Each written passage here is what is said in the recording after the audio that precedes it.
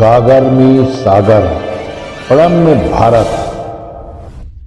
भारत देश की आज़ादी के 75 वर्ष बीत जाने के बाद गोवा प्रदेश के बाद उत्तराखंड समान नागरिक संहिता यूसीसी को लागू करने वाला देश का दूसरा राज्य बन गया है।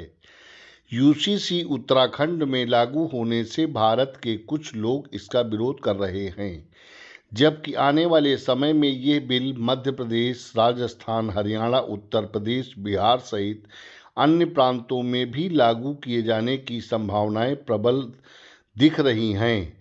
इस बिल के लागू होने के बाद भारत के प्रत्येक नागरिक को समान अधिकार प्राप्त हो जाएंगे। जैसे व्यक्ति एक ही विवाह कर पाएगा, उसका भी पंजीकरण कराना अनिवार्य होगा और पिता की संपत्ति में बालिकाओं का भी अधिकार समान रूप से प्राप्त होगा।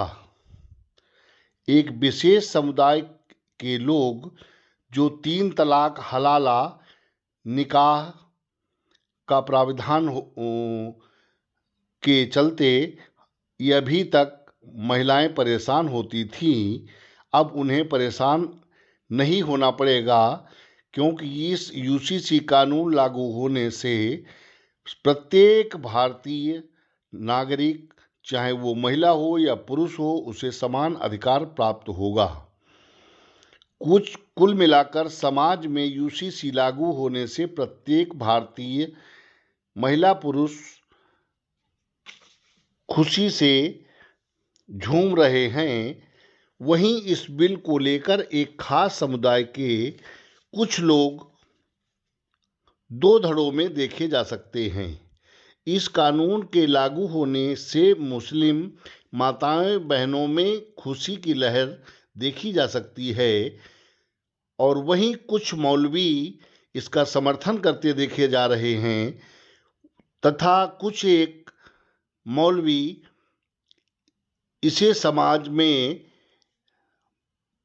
असमानता का अधिकार आदि आदि सरकार पर दोषारोपण करते हुए इसका विरोध करते नहीं थक रहे हैं। इसके विपक्ष में भी ऐसी बयानबाजी कर रहे हैं जिसे सुनना भी मुश्किल हो रहा है। इन बयानों के लिए मौलाना तौकीर रजा भड़काऊ बयान देकर समाज में जहर घोलने का काम इस समय कर रहे हैं, जहां तौकीर रजा को लेकर भी मुसलमान भाई दो धड़ों में नहीं बल्कि अनेक धड़ों में बटे हुए दिख रहे हैं।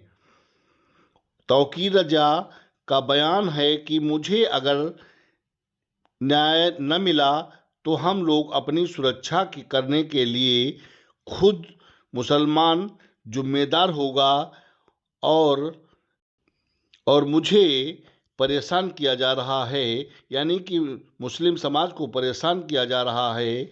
इसके लिए जो हम पर हमला करेगा उसकी हम जान भी ले लेंगे।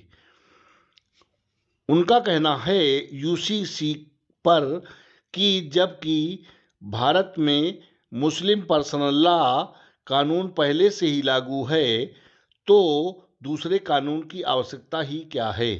तौकीर रजा ने प्रदेश के प्रधानमंत्री नरेंद्र मोदी, जिन्हें आज पूरा विश्व आशाओं आकांक्षाओं की भरी नज़रों से देखता है, वहीं वो तौकीर रजा उनके लिए ऐसी बात का प्रयोग करते हैं जिसे कहना भी मुश्किल पड़ रहा है। उनका कहना है कि नरेंद्र मोदी देश का सबसे मक्कार और बेईमान प्रधानमंत्री है। ये बयान सुनकर देश के काफ़ी लोग आहत हैं। उनका बार बार यही कहना है कि न्यायालय अगर संज्ञान नहीं लेता है तो हम अपनी सुरक्षा खुद ब खुद करूँगा और इसके लिए हम उसे, जो हम पर हमला करेगा उसे हम मार दूंगा। ये मुझे संवैधानिक और कानूनी अधिकार प्राप्त है। मैं मौलाना तौकीर रजा से ये पूछना चाहता हूँ कि मारने और मरने की बात किस कानून में लिखी हुई है, कि आत्मरक्षार्थ में तो वो किसी पर हमला कर सकते हैं, लेकिन उन्हें मारने ही कौन जा रहा है।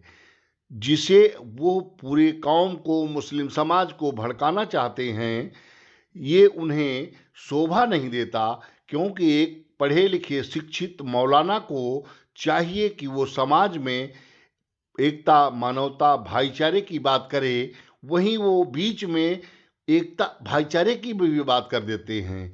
तो उनके ये दो कसमकस बयानों के बीच उनका यह बयान देना राजनीति से कहीं प्रेरित होता है।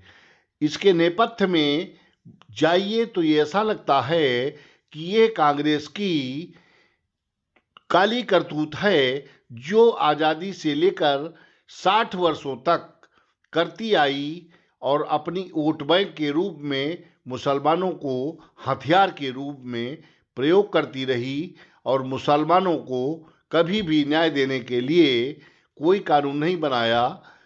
और कानून जब बना तो राजीव गांधी सरकार ने उसी रातों रात न्यायालय के आदेश को पलट दिया और उसको न्याय महिला को न मिल सका।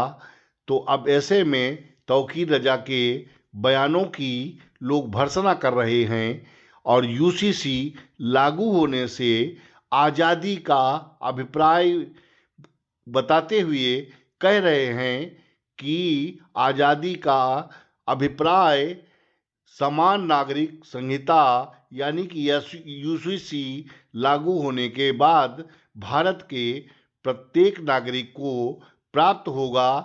अभी गोवा और उत्तराखंड में ये कानून अमली जामा प्राप्त कर चुका है, और भविष्य में उत्तर प्रदेश, मध्य प्रदेश, राजस्थान